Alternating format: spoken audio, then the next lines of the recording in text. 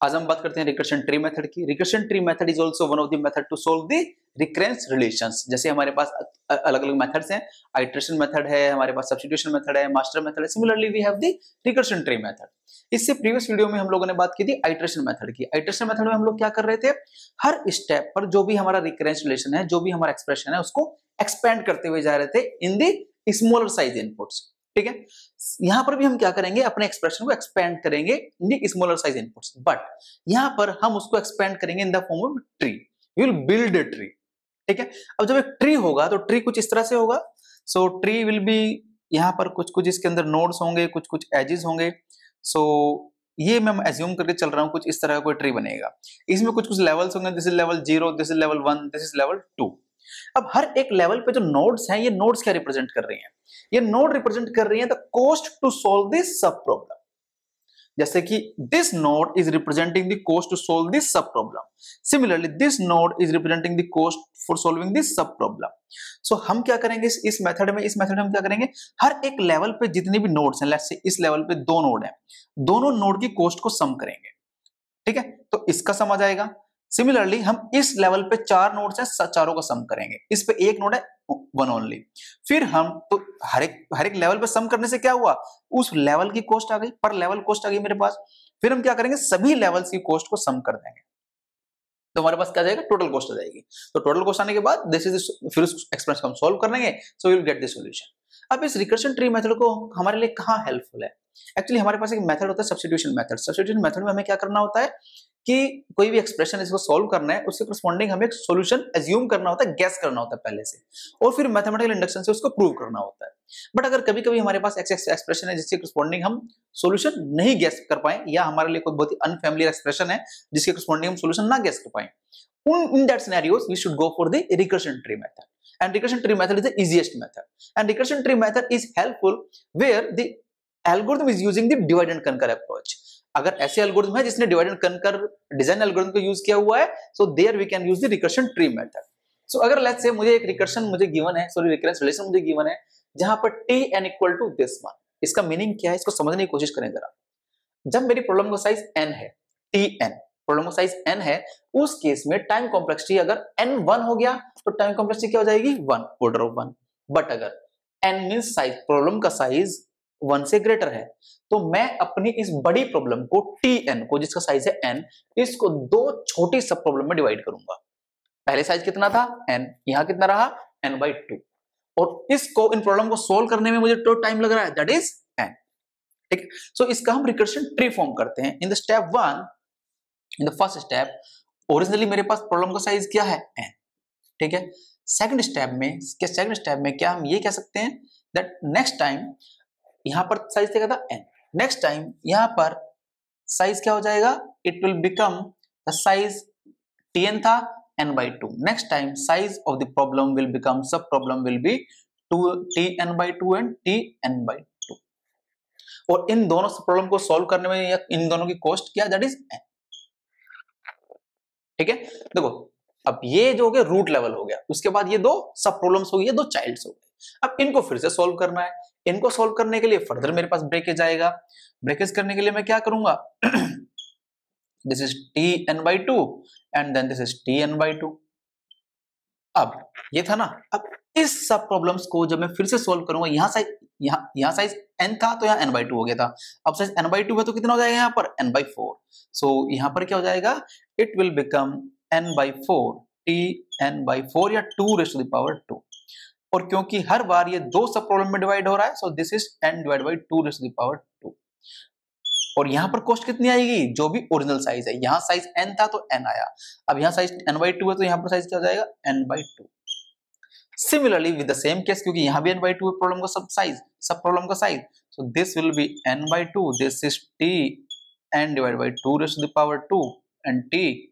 And tn/2²। Likewise. ठीक है, अब in the next step and likewise we will be expanding this tree. So ये tree कुछ इस तरह से आएगा। Originally it will be like having n से यहां पर क्या आएगा मेरे पास, it will be n/2 and it will be n/2, कुछ इस तरह से रहा होगा ना। नेक्स्ट टाइम जब मैं इसको फर्दर एक्सपेंड करूंगा इस वाले को, तो क्या आएगा, it will become n by 2 raised to the power 2, and this is n divided by 2 raised to the power 2. Similarly here this is n divided by 2 raised to the power 2, and this is n divided by 2 raised to the power 2. ठीक है, इसके next level में क्या रहा होगा, इसके next level में यहाँ रहा होगा n divided by 2 raised to the power 3, and this is also n divided by 2 raised to the power 3. This is also n divided by 2 raised to the power 3, and n divided by 2 raised to the power 3, and this is n divided by 2 raised to the power 3, n divided by 2 raised to the power 3, n divided by 2 raised to the power 3, n divided by 2 raised to the power 3. And फिर से इन problem के size क्या रहे होंगे यहाँ पर, इन problem के size रहे होंगे यहाँ पर t n divide by 2 raise to the power 4, क्योंकि यहाँ 2 था तो यहाँ 3 आ गया, यहाँ 3 है तो यहाँ 4 आ जाएगा, and this t n by 2 raise to the power 4 likewise. ठीक है, बट मुझे पता है कि मुझे अपने प्रॉब्लम को कहां तक एक्सपेंड करना है, मुझे अपने प्रॉब्लम को कहां तक एक्सपेंड करना है. मैं जरा इस यहाँ पे इसको रफ कर रहा हूँ बस. ठीक है, ये तो हमने एक्सपेंड कर ही लिया है. So this I am just rubbing from here so that I can have more space. ठीक है, सो मेरे पास क्या हो सकता है यहाँ पर, अब इसको आप चाहे तो इसको ऐसे भी लिख सकते हैं. यहाँ मैंने इसको लिखना था t n divide by 2 raise to the power 4, and this is t n divide by 2 raise to the power 4. And similarly here here here here here here सभी के दो चाइल्ड, एंड सभी का साइज सब प्रॉब्लम का size 2 raise to the 4. अब मुझे पता है कि एक टाइम ऐसा आएगा कि मुझे इस सब प्रॉब्लम का साइज मेरा क्या हो जाना चाहिए, इस सब प्रॉब्लम का साइज 1 हो जाना चाहिए. तो क्योंकि अगर n 1 हो गया तो मुझे पता है t1 जो है वो 1 है. हर बार हम क्या कर रहे हैं, पहले प्रॉब्लम का साइज n था, नेक्स्ट टाइम सब प्रॉब्लम का साइज क्या हुआ n बाई 2, उससे नेक्स्ट टाइम n उसका भी हाफ, नेक्स्ट टाइम उसका भी हाफ. दैट मींस मैं अपनी प्रॉब्लम के साइज को हर बार हाफ हाफ करते हुए जा रहा हूं. ठीक है, सो अगर कुछ ऐसा सिनेरियो है तो उस केस में मुझे क्या करना पड़ेगा, प्रॉब्लम हाफ हाफ होती जा रही, तो एक टाइम ऐसा आएगा जब मेरी प्रॉब्लम का साइज 1 रह जाएगा.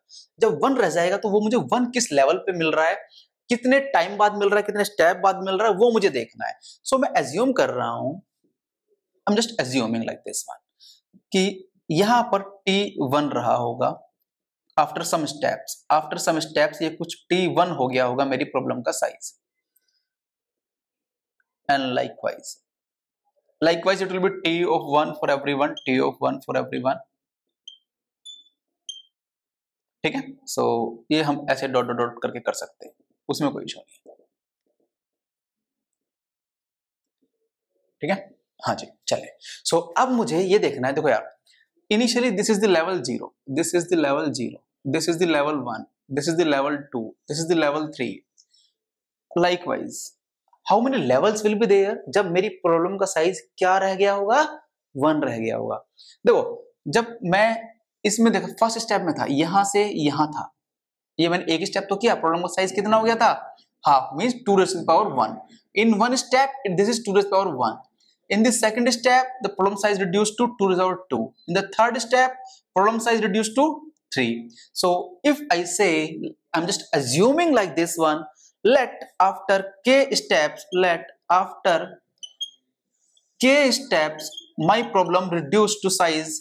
So after k steps, problem का size कितना रह गया होगा, n divided by 2 raised to the power k. ठीक है, सो ये कितना हो जाएगा, I am assuming like this कि after k steps the problem, the size of the problem is the size of problem reduced to 0, reduced to 1. ठीक है, सो ये कितना हो जाएगा 1.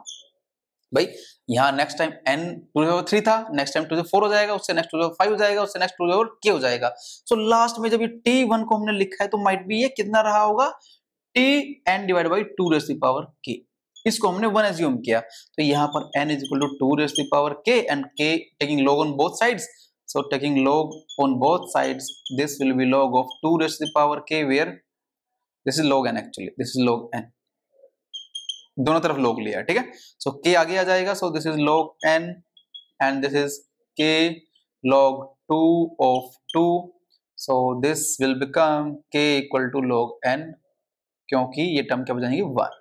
ठीक है, so this is k equal to log n. That means कि after log n steps, you will be getting 1 T1 और इनकी कॉस्ट कितनी हो जाएगी, हर एक लेवल पे कॉस्ट कितनी हो जाएगी, यहाँ पर कॉस्ट हो जाएगी 1, T1 इज 1, ये हमें पता है, T1 इज 1, ये कॉस्ट हो जाएगी 1, इसको आप ऐसे लिख सकते हैं, T1 की कॉस्ट हो जाएगी 1 एट द लास्ट लेवल। ठीक है, अब हर एक लेवल पे कॉस्ट कितनी है, तो पहले तो हमें लेवल्स फाइंड आउट करने थे, तो लेवल्स कितने रहे यहाँ पर, देखो this was the step number 1 जहां पर हमने यहां से यहां की बात की थी, स्टेप 1, बट स्टेप 1 में step 1 is representing the height, levels are 2, in the second step height is 2 but levels are 3, 1 2 3, इस लेवल की बात हो रही है, इस लेवल की बात हो रही है, इस लेवल की बात हो रही है। ठीक है, so after k steps means after log n steps कितने लेवल्स हो गए, +1, so there are log n +1 levels, so levels are log n +1, height is log n +1 is the level, height is log n only, height in the sense number of steps I followed just to reduce the size of my problem as 1। ठीक है, चलें जरा, अब क्योंकि यहाँ पर log n है, क्योंकि ये log n +1 है, तो मुझे क्या करना पड़ेगा, हर एक लेवल पे कॉस्ट ऐड करनी है। इस लेवल पे कॉस्ट कितनी है, n, इस लेवल पे कॉस्ट कितनी है, n +2 + n +2, that is n + 2 कितना होता है, n only, so this is n। इस लेवल पे कॉस्ट कितनी है, n divided by this one plus n divided by this one plus n divided by this one, that is n also। In the third level n only, at the last level the size of the problem will also be n, because problem will be reduced to the into n sub problems। ठीक है, so it will become the n। अब total number of levels will be, क्योंकि देखो यार इस पे n ऐसे आ रहा है क्योंकि 1 1 1 सभी को ऐड करूंगा तो कितने आ जाएगा, n आ जाएगा। so total cost of all levels will become, first level की कॉस्ट ऐड करें, सेकंड लेवल की कॉस्ट ऐड करें, थर्ड लेवल की कॉस्ट ऐड करें, up to how many times I need to add this n, कितने levels हैं, जितनी भी हाइट है +1, height means this one log n +1, या जितना भी k है उसके +1, k स्टेप किए मैंने बट लेवल्स उससे +1 है, so this is log n +1। आप यहां इसको log n भी लिख सकते हैं, directly you can say that the height of the tree is log n, क्योंकि 1 doesn't make any significant changes in the solution। okay, so n into log n +1, it will become this much times actually, so it will become n into log n +1, so this will become n log n +1, sorry +n। अब इसमें से dominating term कौन सी है, ये वाली, this term has a higher rate of growth comparative to this one, that's why this will become order of n log n। so the size of the problem will become, tn will become order of n log n। ठीक है, so this is the solution for this problem। Video अगर पसंद आई तो like करिए और subscribe करें और share करें। Thank you.